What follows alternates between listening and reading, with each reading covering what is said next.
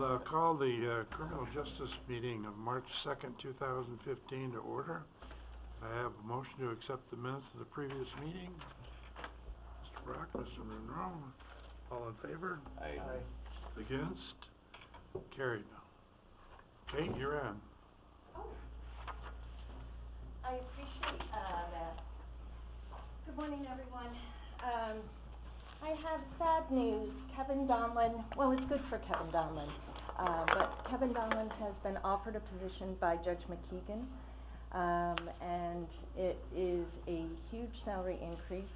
He will be making $104,000, and it's a great opportunity for him, and he's accepting the position. As a result, hello. As a result, I am losing my second assistant. And as you know, I lost Brett Eby earlier to the Attorney General because he also got a $20,000 raise. What I did was I went and met with Paul and I met with Gretchen. And I like to promote from within. I like to reward loyal service. So I have a number of resolutions before you, but before I go through the details of the resolution, I want to explain the concept. The concept that I'm proposing is that we move everyone up one position so that the third becomes second, etc., and that I have permission to fill the sixth ADA position. Then, when you look at the second and the now second and third ADAs, that would be Matt Buren and Emily Davenport. They only have a 6-month differential in their start date, and it would result in Matt getting a much greater increase than Emily, and that didn't seem equitable. So what I did was I took the salaries and I reapportioned them so that the second ADA position actually is going to decrease from its current rate, which when you look at what I'm proposing, you're probably going to think, why would anyone want to decrease? But it's an increase for Matt Buren, and it allows me to make sure that I'm being equitable when I'm promoting and giving raises, pay grades. So I'm changing the pay grades to reflect the amount of time on the job. So I think when you understand what the objective is, these particular resolutions are make more sense. So the first resolution is a resolution request form number 12. It's been signed by Gretchen and Paul. I'm awaiting Frank Thomas's signature. It has zero impact on the budget, and it's to fill the second position and backfill all the others in that promotion that I just discussed, and obviously fill the sixth ADA position. Okay, do we have a motion on the floor? Fred? Matt? Discussion? Is it set and, I mean, are these like you would with civil service, are they set, or No. can you adjust, or do we have to go through any process? They're employees at will, they're not civil service, and what, you know, when Paul and I spoke, we were talking about these are the opportunities where the county can make salary adjustments for the attempt to retain. Right. Because, No, I agree with what you're saying, I yeah. just don't know if there's And so what I was trying to do is have zero impact on the budget, right.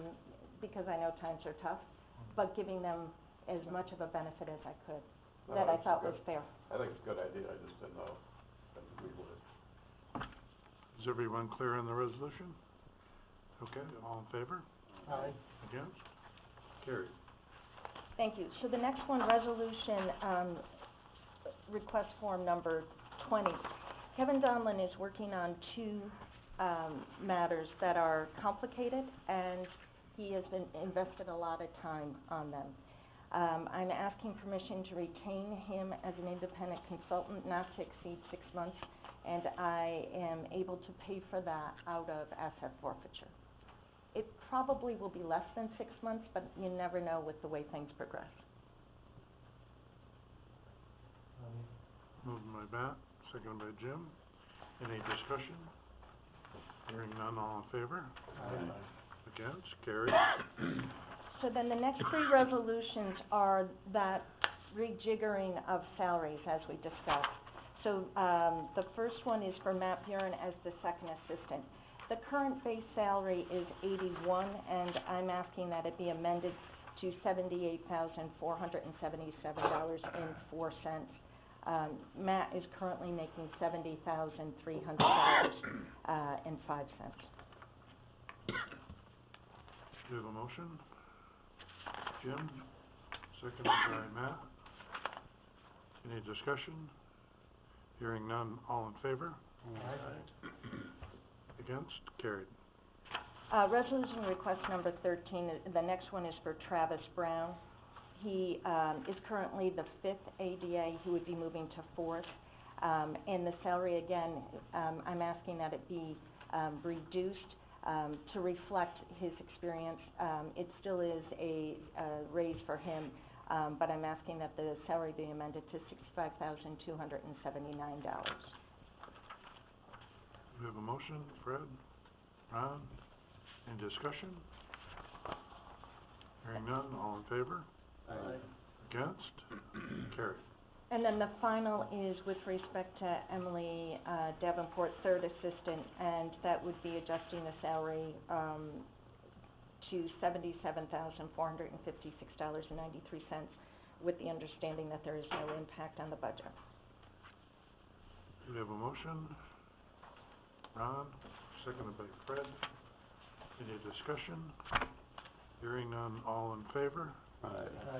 Against? Carried.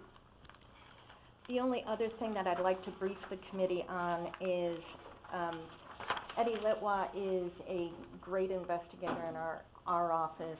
He has been given a challenging health diagnosis and is going to be addressing that as a priority.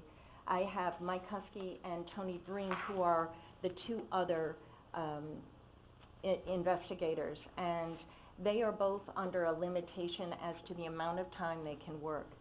I don't know how long Eddie will be off. I just want to brief you that Mike and Tony have said we'll cover for Eddie's hours, and then, when we get close to that limitation on the time they can work, I'll come back to you and brief you on it. But I do ask that you keep Eddie in your thoughts and prayers, and I just want you to know about that situation. Okay. Thank you. Mr. Wappett. Good morning.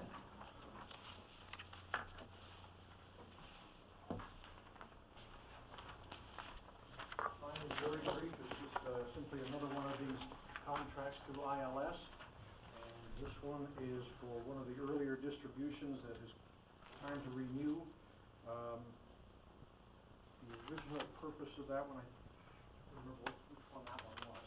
I've been through so many of these silly things. But I do know that this one was discussed by the little group with Mr. Dusick, myself, the administrator for the assigned counsel, the legal aid, a year ago November. And then thereafter, apparently the contract was submitted and came back, signed and approved, and that was the next time Marcy and I ever saw the thing, so we didn't know anything about it in between. So Mr. Dusick and Mrs. McKinney apparently did most of the work on that. But this was salary adjustments or increases for some of the members of the staff that would not be supplanting, but would be supplementing the present salaries of these people. And this is mainly for the retention of experienced personnel, because we've been able to maintain a very low turnover in this office, and I'd like to be able to continue that on after we turn over me. So that is what we're doing. Fred, move it. Seconded by Ron. Any discussion? Hearing none, all in favor? Against? Carried. Thank you very much. Have a good day. Yeah, they did. Mr. Yusi. Did it come out? I got it. Oh, Yes.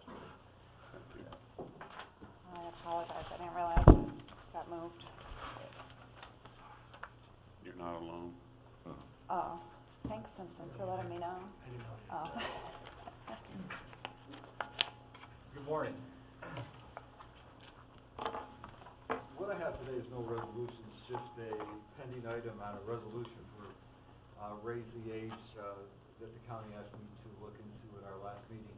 There's a couple things that have happened, since the last time we spoke on raise the age. In my attachments that I provided on the budget, pretty much reflect what I'm going to talk about this morning. The last time we spoke, my concern was, with the legislation of raise the age, that the probation department would take additional work for 16 to 17-year-olds, pretty significant. Just looking at the statistics, and we would need additional people, we would be required to contract for services, which we would definitely need, and those types of things. My concern was that probation funding is always, not been a top priority for the state, and this would be lumped into what we typically get, which is, I don't even know what it is now, maybe 9, 10 cents on the dollar. The Probation Council of Administrators is, basically been on the forefront of this for the last 3-4 years.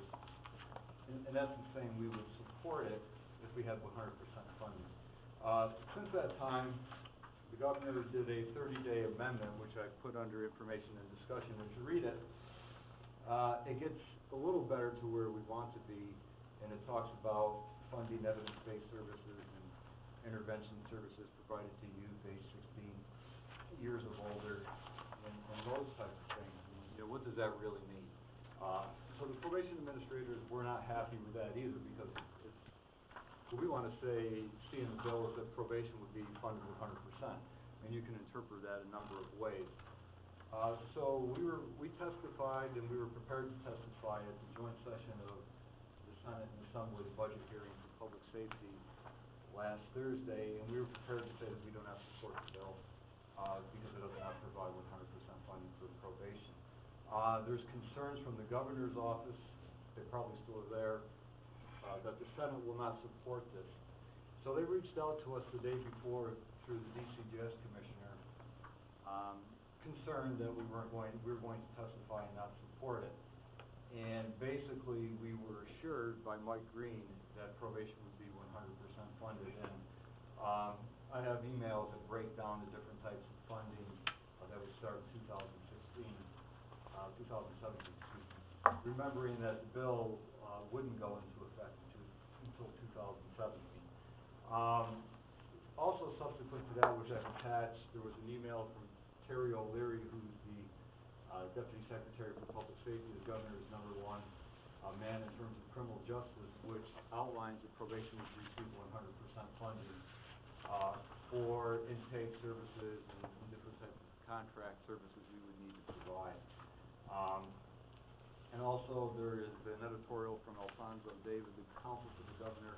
I think it was written in the Watertown newspaper based on a previous article in Watertown, which basically didn't support the initiative because there was no funding. And that, as you read it, I know it's small print, the governor's counsel is saying that everything will be paid for by 100%.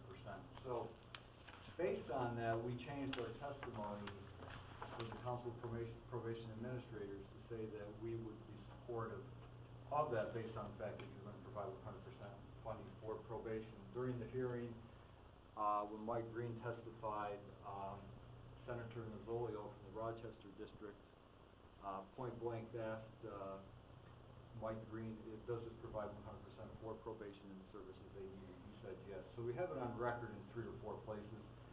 Why the governor's office and the Department of Budget can't utter the words probation in the bill is beyond us, but it is what it is.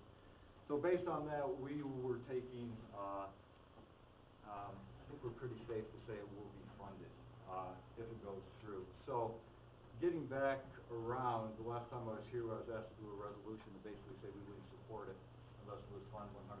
So I drafted a resolution, in essence, and you can read it, which says that we would support it based on the governor's 30-day language, and I also put the caveats by Mike Green, the DCGS commissioner, and Terry O'Leary explaining what it is. That's a draft. I don't draft legislation, so feel free to look at it and make changes. So that's my update. So it's better than the last time we looked. Of course, the bill is proposed. It has not passed yet. You know, I suppose there's a chance it won't. I think for some reasons the Senate thrilled with it, but, as we know, negotiations happen, so, you know, it's a big deal for the governor, so we'll see what happens. Any questions? Does this require a resolution or, No. just information? This is informational. I don't know if the resolution requires a resolution. Okay, It would, if you want to adopt what Bob okay, it would require a resolution, I haven't prepared a resolution request, but I can do that. okay. We don't need one as long as you've got your resolution. Okay. Ed? As I recall, at the last meeting, I think this was referred to, legislative. Yeah, We're gonna draft the resolution, which you've done, and take it up at, legislative. do we have a motion? Fred, Ron? Any further discussion? Hearing none, all in favor? Aye. Against? Carried. Thank you, and I will keep the committee updated as this process continues. Thank you. I guess that's it. Motion to adjourn. Matt? Jim? All in favor? Have a great day, everyone.